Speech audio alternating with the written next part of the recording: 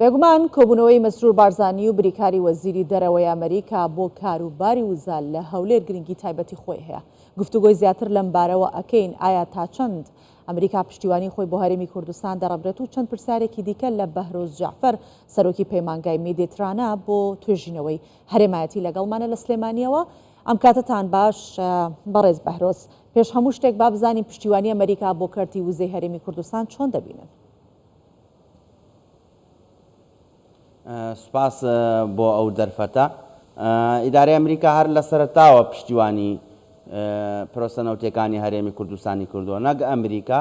خۆرئاوا بەگشتی زۆر دەمێکە ئەداری توانە هایدرۆکاربۆنیەکانی هەرێمی کوردستان یان ئەو کاتە هەرێمی کوردستانیش نەبووە هەر ئاگدارن. ینی شەڵگەی چەمچەماڵ و کۆرومۆر ساڵی 1920 استکشافاتی بۆ کراوە. کۆنترین شێڵگەی نەوتی لە ڕۆژڵاتی ناوەڕاستە چێڵگەی چیا سورخ بۆ لە گەرمیان لە سنووری پارێزگای دیالەیە، بەڵام لە گەرمیانە لەسەر ڕووباری سیروان ساڵی 1930 استکشافاتی بۆ کراوە. بۆیە خۆراوا و ئیدارەی ئەمریکا هەموو چێڵگەکانی دیکەش نامەوێت کاتەکە بۆ هین بە تەقتەق خۆرمەڵە هەموو ئەمانە لە ساڵی 30 و 40 و 67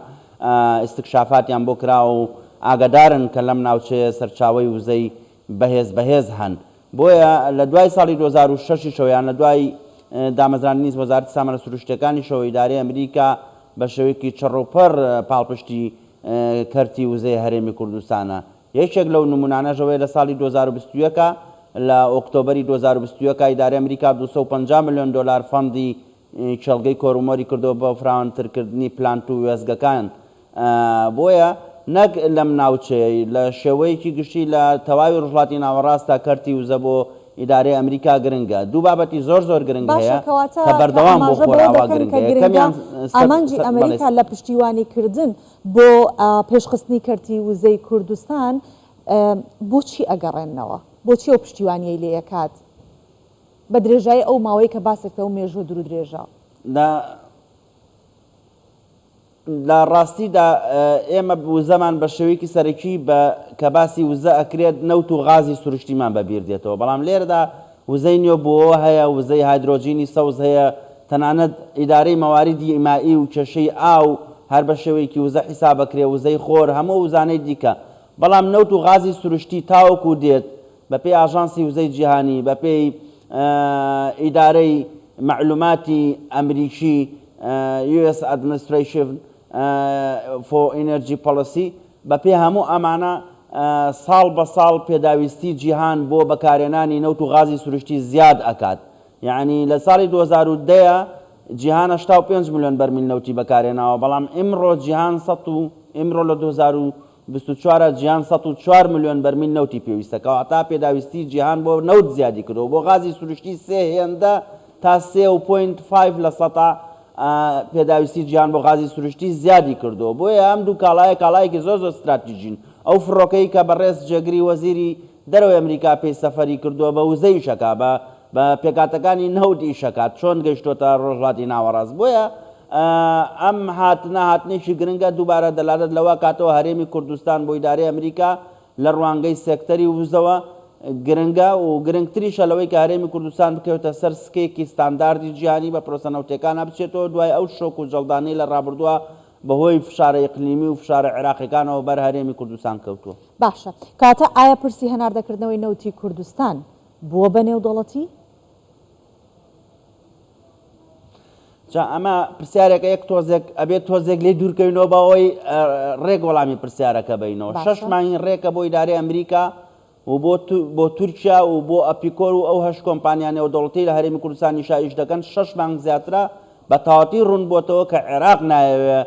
نەوتی هەرێمی کوردستان هەناردە بکرێتەوە و فعلەن ئەوە عێراقە هەموو لایەنەکان تورکیا پەرۆشە، کۆمپانیەکان پەرۆشن، هەرێمی کوردستانیش پەرۆشە نەوتی هەرێمی کوردستان هەناردە بکرێتەوە. ئیدارەی ئەمریکاش پەرۆشترە، چونکە بەرپرسیارەتی یەکەم لە پاراستنی ئاسایشی وزە و بازاری وزەی جیهانی ئیدارەی ئەمریکا لێی بەرپرسەوەکو سیستەمێکی تاکجەمسەری کە ئێستاژی داری جیهانەدات بە تایبەتی لە دوای شەڕی ئۆکراینەوە. تەنها ئەوە عێراقە کێشە و مەلەل و خەلەل دروست دەکات بۆ هەناردەکردنەوەی پرۆسە نەوتیەکان لە هەرێمی کوردستانە. بەڵام چەند خاڵێکە ئەگەر ڕێگە بدرێت بزۆر بە کورتی ڕوونی بکەمەوە لەم کاتەدا کە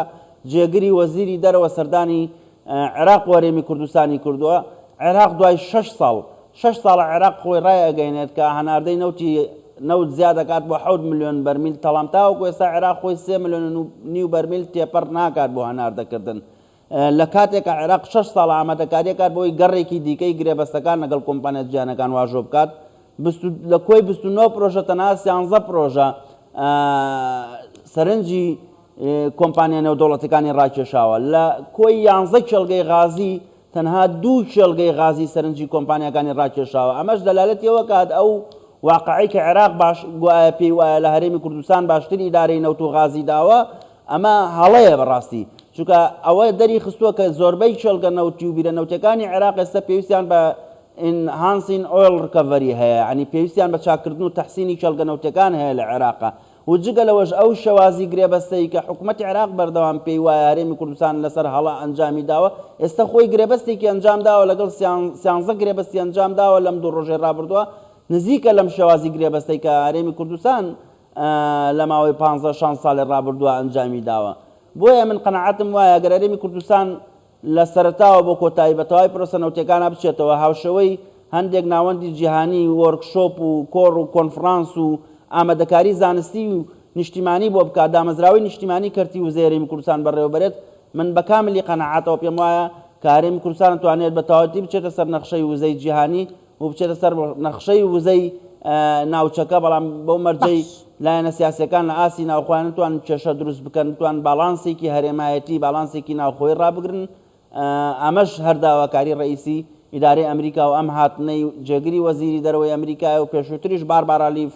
سەردانی کردووە بۆ ئەم مەبەستە 2 ساڵی ڕابردوو هەمان ئەم پەیامانەی گەیاندووە باشە بەڕێز بەهرۆز کە ئاماژە بەمانە ئەکەیت لە هەمان کاتیشە ئایا هەولێر و ئەنقەرە و کۆمپانیەکان بۆ هەناردەکردنەوەی نەوت ئامادەن ئێستا بربەستەکان یاخود نەوت هەناردە بکرێتەوە یاخود ئەگەر ئامادەنین بربەستەکان چین بەڕای ئێوە وەکو باسم کرد تەنها عێراقا بربەست دروست دەکات خۆی دەبوو عێراق ئێستا خەریکی دوو کێشەی ڕیسی بووە وابزانم هەر لەگەڵ جەناب تا بوو ساڵێک پێش ئێستا مقابلەیەکم کرد گوتم بودجێ هەرێمی کوردستان لە قوتوایە خەڵک موچەکەی وەرگردو ئەوانە بەڵام عێراق بە ئەنقەز کێشە بۆ بودجە و بۆ موچە و قوتی هاوڵاتیان دروست دەکات یعنی خۆیان دان بەم ڕاستیا دەنن ئێستا 6 مانگە ڕوون بۆتەوە بۆ ئیدارەی ئەمریکا و بۆ تورکیا و بۆ کۆمپانیا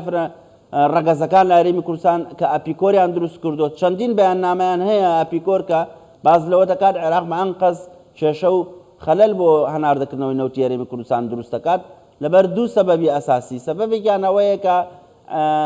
عێراق دەیەوێت تۆڵەی ئەو ساڵانەی ڕابردوو کە هەرێمی کوردستان بە شێوازێک لە دەرەوەی سیاسەتەکانی ئەو مامەڵەی کردووە ئەو تۆڵەیە بکاتەوە بابەتی دووەمیشانەوەی ئۆپیک پلس 2 ساڵیش ئەبێت فەرزی کردووە ملیۆنێک و 200,000 بەرمیل نەوت کەمتر بخرێتە بازاڕەوە بۆی نرخی نەوت بە سەقامگیری و بە بەرزی بمێنێتەوە چونکە خۆتان زان بازار عەرز و تەڵەب و نەوت و غازیش کاڵایەکی استراتیژیە عێراقیش بۆەوەی 250,000 بۆ 350,000 بەرمیل نەوت کەمتر بخاتە بازارەوە ئەڵێ ئۆکەی ئەوە نەوتی هەرێمی کوردستان هەناردە ناکەم ئەوەی خەمە بری ئەوەی کە ئەوەیان فەرز کردو بەسەرما هەناردەی بکەم بۆ دەرەوە بەڵێ لەبەرەوە ئەمە هۆکارە ڕئیسیەکەی و وەزیری نەوت خۆشی ئەم ڕاستی نەشاردۆتەوە کە لەبەرەوە هۆکاران ڕێگری سەرەکیەکە لە هەناردەکردنەوەی نەوتی هەرێمی کوردستان بەڵێ ئێمە سوپاس دەکەین بەهرۆز جەعفەر سەرۆکی پەیمانگای میدیترانە بۆ تۆژینەوەی هەرێمایەتی لەگەڵمان بوویت وەڵامدەری پرسیارەکانمان بوویت سپاس بۆ ئامادەبوونت